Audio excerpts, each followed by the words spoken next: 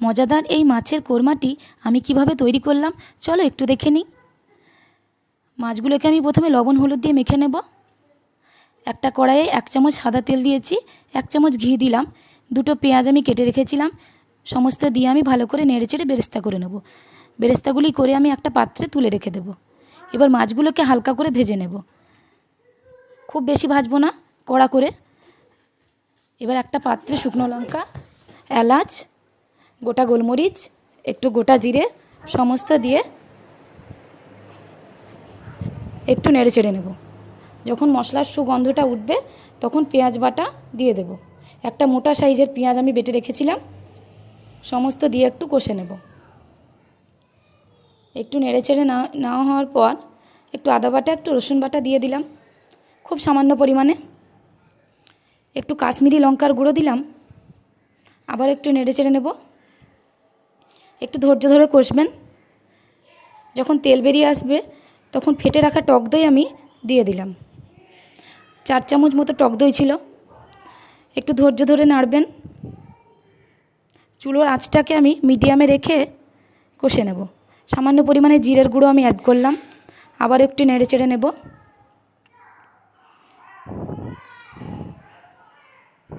খুব ধৈর্য ধরে রান্না, খেতে কিন্তু খুব স্বাদ। পরিমাণ মতো লবণ দিলাম,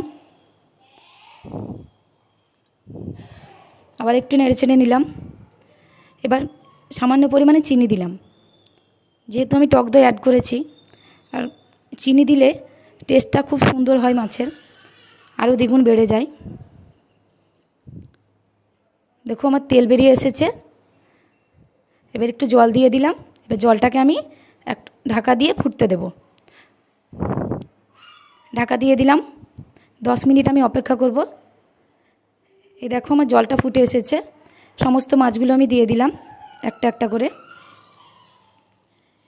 এবার 2টো কাঁচা লঙ্কা আমি কেটে রেখেছিলাম, সমস্ত এর মধ্যে ছড়িয়ে দিলাম। এবার একটু ঢাকা দিয়ে দিলাম। আবার 10 মিনিট পর আবার চলে এলাম। যে বেরেস্তাগুলো আমি করে রেখেছিলাম উপরে সব ছড়িয়ে দিলাম।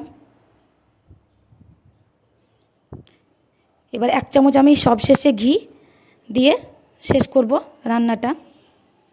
ঘিটা একদম শেষে দেবেন। তো কেমন হয়েছে আমার রান্নাটা একটু কমেন্ট করে জানাবেন প্লিজ।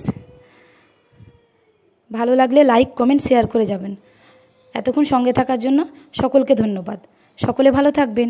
দেখা হচ্ছে নেক্সট ভিডিওতে।